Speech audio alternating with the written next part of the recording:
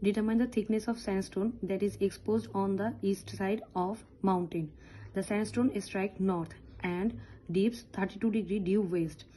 The top of the sandstone is exposed at an altitude of 2450 feet and the bottom is exposed at an altitude of 2100 feet. The distance between the top and bottom of the sandstone measured along the slope and perpendicular to the strike is 2900 feet. Solve the problem by equation. এখন যেহেতু আমাদেরকে বলছে যে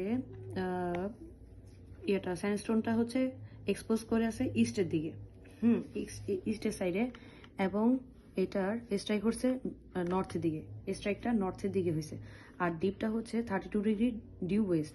এই যে ডিপটা, এই জন্য আমরা যখন এটা কি সেকশন ভিউ না ম্যাপ ভিউ, যখন আমরা সেকশন ভিউ করব তখন হচ্ছে এই যে ডিপটা তো দেখানো সম্ভব না, তাই আমরা এভাবে এটাকে ইস্টের দিকে সরি ওয়েস্টের দিকে ডিরেকশন দিয়ে দিব। তা এখন মেন যে কথাটা আছে এখানে, যেহেতু বলছে যে দুইটার মধ্যকার পার্থক্য, মানে দুইটা বেডের এই যে ইন্টারভালটা সেটা হচ্ছে 2900 ফিট। তা আমরা 1 সেন্টিমিটার সমান 500 ফিট ধরলে তা আমাদের প্রায় 5.8 সেন্টিমিটার আসে। তো এই এতটুকু ডিস্টেন্স আমরা তখন হচ্ছে 2900 ফিট ধরে নিব। এটা গেল আমার সেকশন ভিউ। এবার যখন আমরা ম্যাপ ভিউ করব, এখন আমাদেরকে বলছে কি যে sandstone that is exposed on the east side. তো মানে বলা নাই ডিরেক্টলি যে এটা কি গ্রাউন্ড সারফেসটা কি হরাইজন্টাল কিনা। যেহেতু বলা নাই, তার মানে আমরা এটাকে ধরে নিব এটা হচ্ছে ইনক্লাইন্ডে আছে। তো কোন দিকে আছে? ইস্টের দিকে। তো এটা আমরা ওয়েস্ট ধরলাম, এদিকে ইস্ট ধরছি। ইভেন আমাদের ডিপ বলছে হচ্ছে 32 ডিগ্রি ডিউ ওয়েস্ট, যেহেতু ওয়েস্টের দিকে বলছে, আর আমাদের ইনক্লাইন করছে হচ্ছে ইস্টের দিকে আর ডিপ করবে ওয়েস্টের দিকে।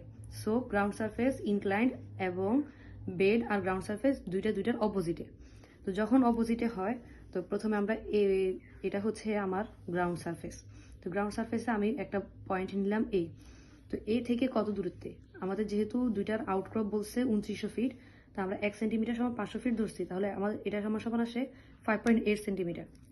5.8 সেন্টিমিটার গিয়ে বি পয়েন্ট নিছি, নিয়ে এবার এই পয়েন্টে একটা হরাইজন্টাল লাইন আঁকবো এই বিন্দুর জন্য।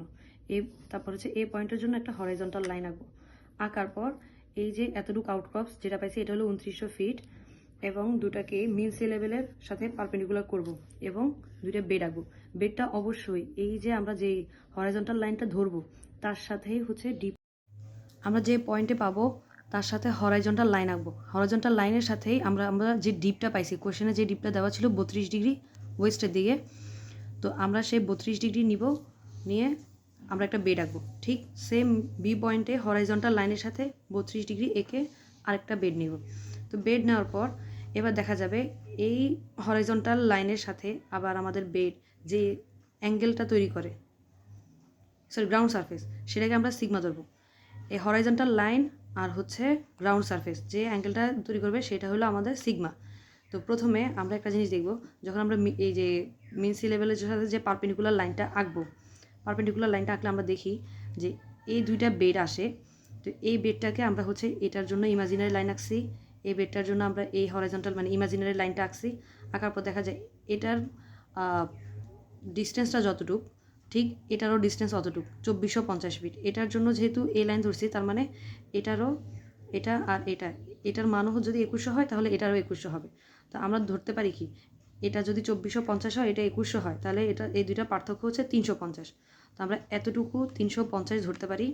ইভেন আমরা এটার মান জানি, আর এই সিগমা, তাহলে কি আমরা লম্ব বাই অতিভুজ এটার মান কি সাইন থিটা সমান সাইন সিগমা সমান এই সিগমাকে রেখে এটা যদি লম্ব ধরি, এটা যদি অতিভুজ ধরি, তাহলে আমরা সিগমার মান পাবো। তো এই যে যখন আমরা এই শর্তের ক্ষেত্রে যখন এই কোশ্চেনের জন্য থিকনেস বের করব, এই কোশ্চেনে কি বলা আছে, গ্রাউন্ড সারফেসটা ইনক্লাইন্ড আর গ্রাউন্ড সারফেস আর বেড একটার অপোজিটে আছে, তখন আমরা হচ্ছে থিকনেসের জন্য সূত্র নিব S sine delta plus sigma. ডেল্টাটা হচ্ছে এই যে ইমাজিনারি লাইনের সাথে বেডের যে অ্যাঙ্গেল, তখন হচ্ছে আমরা সেটাকে ডেল্টা বলবো। তো ডেল্টা সমান আমরা নিব 32 ডিগ্রি, আর এই সিগমা সমান যেটা পাবো সেটাকে নিয়ে আমরা হচ্ছে এই থিকনেসের এই সূত্রটা থিকনেসের এই মানটা বের করব। এটা হচ্ছে আমাদের এই ম্যাথড।